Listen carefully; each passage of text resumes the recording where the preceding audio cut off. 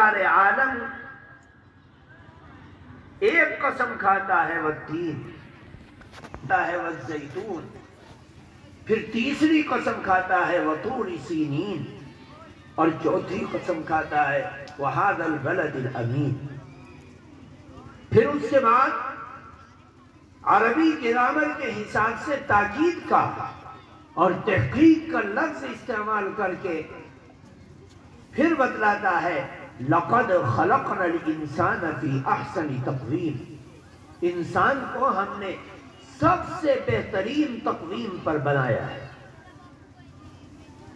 یہ انسان کی عظمت، پروردگار عالم اتنی قسموں کو کھانے کے بعد اپنے بندوں کو پیغام دے رہا ہے کہ اے میرے بندو، تم انسان ہو، تمہیں اللہ نے شریعت کا اور وحدت و توحید کا مکلف بنایا ہے۔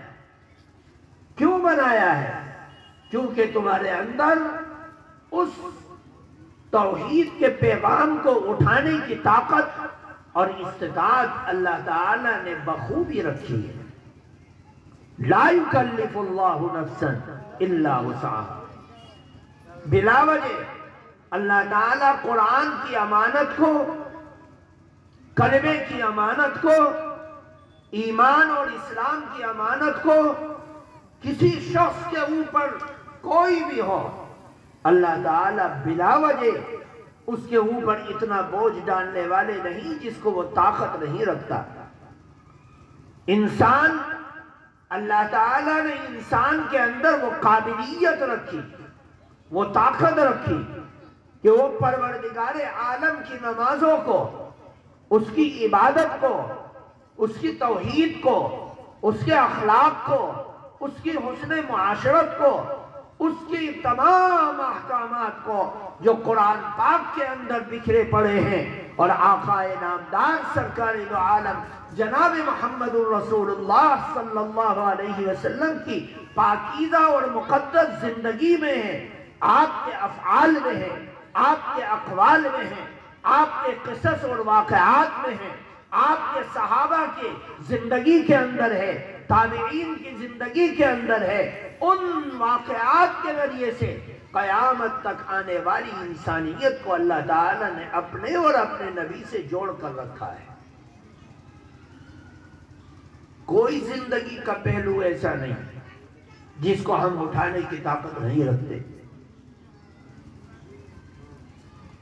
اگر اللہ تعالیٰ چاہتا ہے تو نبیوں اور پیغمبروں کو فرشتوں کی شکل میں بھیج دیتا، اور وہ اس دنیا میں آتے اور لوگوں کو بتلاتے، اے لوگوں، ہم اللہ کے قاصد ہیں، اللہ نے ہمیں منتخب کیا ہے، ہمارے بازو ہیں، پر ہیں، ہمیں اللہ تعالیٰ نے طاقت دی ہے۔ نہیں، پروردگار عالم نے ایک ماں کے واسطے سے، باپ کے واسطے سے، خاندان کے واسطے سے، قوم اور قبیلے کے واسطے سے، ان واسطوں سے جوڑنے کے بعد آدم علیہ السلام سے لے کر آقا نامدار سرکار دو عالم جناب محمد الرسول اللہ صلی اللہ علیہ وسلم تک ہر نبی کو بھیجا، سوائے دو نبیوں کے جن کی فطرت اللہ نے بدل دی، طریقہ بدل دیا، لیکن ہیں انسانوں جیسے،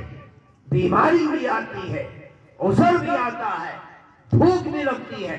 قل انما انا بشر مثلکم یوحی الی انما الہکم الہ واحد۔ اے نبی، آپ کہہ دیجئے کہ میں تو تمہاری طرح ایک انسان ہوں، باپ کے بغیر تم نہیں پیدا ہو سکتے، میں نہیں پیدا ہوا، ماں کے بغیر تم نہیں پیدا ہو سکتے، میں نہیں پیدا ہوا۔ بھوک تمہیں لگتی ہے، مجھے لگتی ہے، پیاس تمہیں لگتی ہے، مجھے لگتی ہے، نیند تمہیں آتی ہے، مجھے آتی ہے، چلتے تم ہو، میں بھی چلتا ہوں، دیکھنے میں آنکھوں کے محتاج تم ہو، میں بھی محتاج ہوں، سننے میں کانوں کے محتاج تم ہو، میں بھی محتاج ہوں، بولنے میں زبان کے محتاج تم ہو، میں بھی محتاج ہوں، اولاد پیدا کرنے میں بیوی کی ضرورت تمہیں پڑتی ہے، مجھے ضرورت پڑتی ہے، خاندان قوم قبیلہ تمہارا ہے، میرا بھی خاندان اور قوم قبیلہ ہے، مجھ میں اور تم میں کوئی فرق نہیں، بس فرق یہ ہے کہ میرے پاس وحی آتی ہے، تمہارے پاس نہیں آتی۔ میرے دوستو بزرگوں، ان نبیوں کو انسانیت کے سسٹم سے جوڑ کر اللہ تعالیٰ نے اس دنیا میں بھیجا تاکہ عام سیدھا سادھارن آدمی، اپر کاسٹ کا ہو لور کاسٹ کا ہو، کالا ہو یا گورا ہو، امیر ہو یا غریب ہو، مشرق کا ہو یا مغرب کا ہو، شمال کا ہو یا جنوب کا ہو، کوئی بھی ہو، اللہ کے نبی صلی اللہ علیہ وسلم کی زندگی میں جو اعمال آپ کی ذات سے، جسم سے، اقوال سے، افعال سے امت کے سامنے آئے، کوئی ادنا سے ادنا امتی ان پر یہ نہ کہتے کہ وہ تو فرشتوں کا کام تھا، ہم نہیں کر سکتے، نہیں، وہ نبیوں کا کام تھا، انسانوں کا کام تھا، ہر انسان اس کو کر سکتا ہے، لا یکلف اللہ نفسا الا وسعها۔ ہم نے کسی بھی انسان کو صرف اس کی وسعت اور طاقت کے بقدر اس کو مکلف بنایا۔ میرے دوستو بزرگوں، اللہ کے نبی صلی اللہ علیہ وسلم اس دنیا میں ہمیں وہ دے کر گئے اور بدلا دیا کہ دیکھو یہ بھی کر سکتے ہو، یہ بھی کر سکتے ہو۔ نمازیں تو 50 آئی تھی، لیکن ایک نبی کے مشورے نے اس کو آسان کرتے کرتے کرتے کرتے 5 پلہ کرتے گئے۔ اب شرم آ رہی ہے کہ آگے کم نہیں کیا جا سکتا، اب آگے کم کروانے میں نبی کو شرم محسوس ہو رہی۔ پتہ چلا کہ اتنا کا انسان مکلف ہے، اس لیے اس انسان کو اس چیز سے جوڑا گیا کہ تم یہ عبادت کر سکتے ہو، تمہیں پریشانی نہیں ہوگی، بشرطے کہ تمہارے دلوں کے اندر اللہ اور اس کے رسول کی محبت ہو۔ اللہ تعالیٰ نے قرآن پاک میں فرمایا اِنَّا عَرَضْنَا الْأَمَانَةَ عَلَى السَّمَاوَاتِ وَالْأَرْضِ وَالْجِبَالِ فَأَبَيْنَ أَن يَحْمِلْنَهَا۔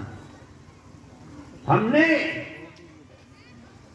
اس توحید اور بندگیت کی امانت کو، دیانت کو پہاڑوں کے سامنے پیش کیا کہ تم اس بوجھ کو اٹھاؤ، آسمانوں کے سامنے پیش کیا،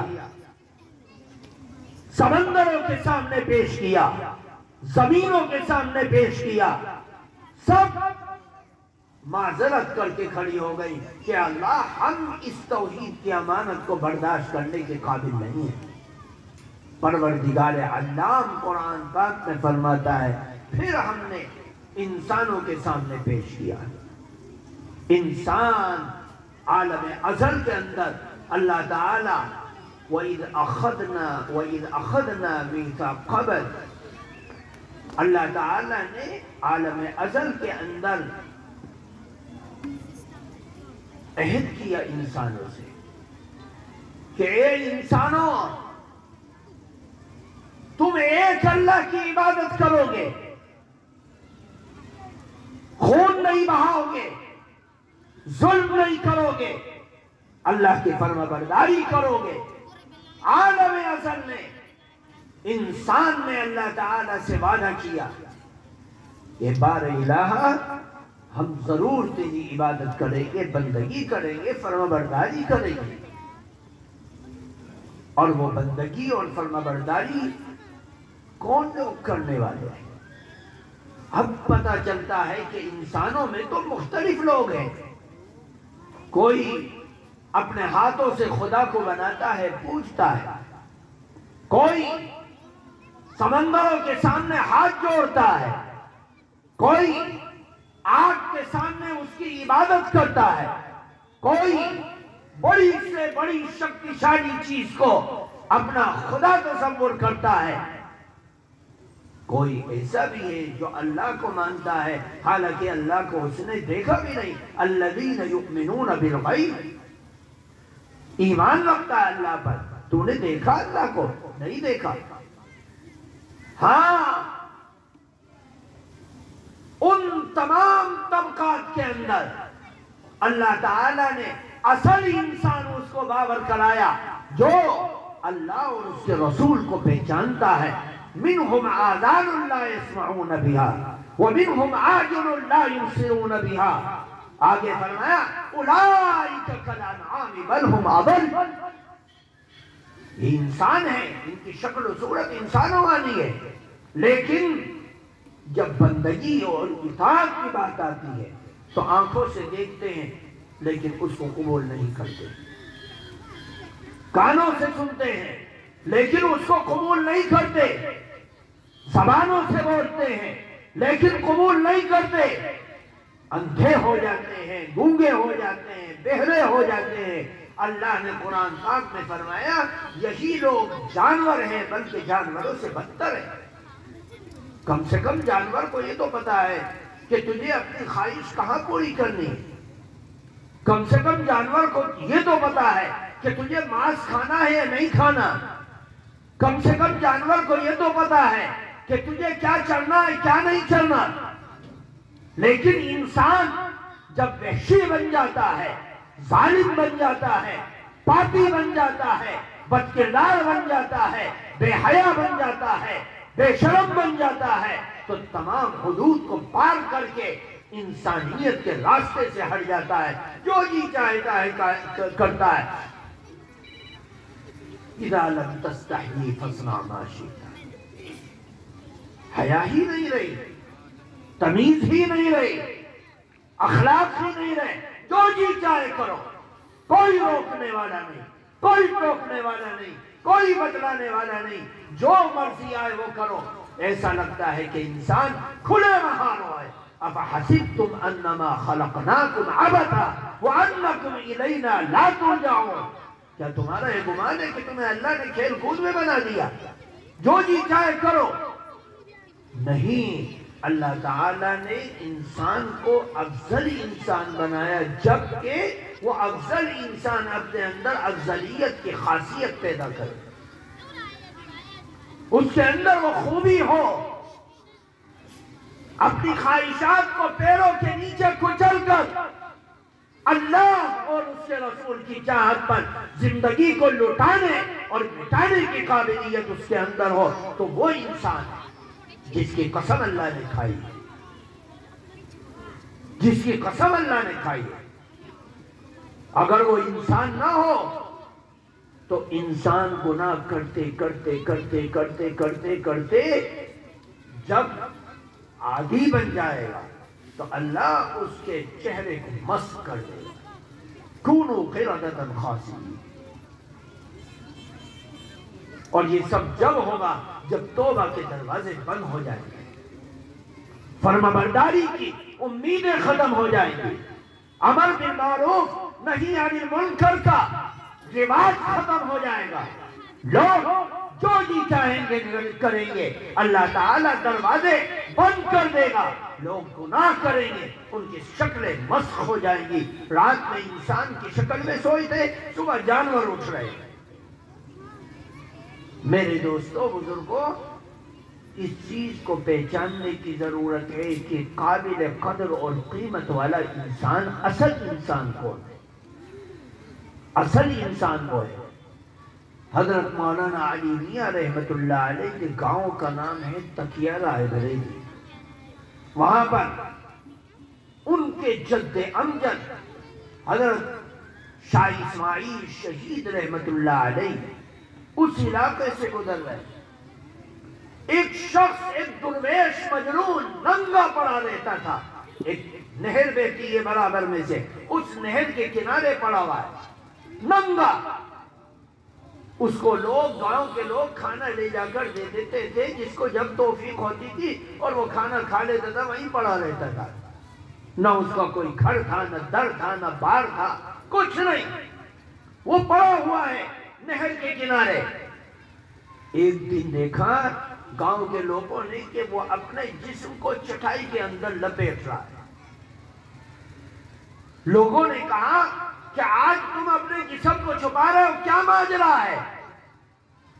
تو اس مجنون دیوانے نے کہا کہ اے لوگوں، آج تمہارے گاؤں میں ایک انسان آ رہا ہے اور اس انسان کے سامنے میں ننگا پڑا رہوں، مجھے حیا آ رہی ہے۔ لوگوں نے کہا پتہ نہیں اس مجنون کو کیا ہو گیا۔ کچھ سمے کے بعد حضرت شاہ اسماعیل شہید، سید احمد شہید رائے بریلوی رحمت اللہ علیہ، یہ بزرگان دین کا قافلہ پشاور کے لیے نکل رہا تھا، اس علاقے سے گزرنے لگا۔ جب اس علاقے سے گزرا، لوگوں نے دیکھا کہ ہاں یہ اپنے جسم کو چٹائی کے اندر لپیٹ کر چھپا رہا تھا۔ کیوں؟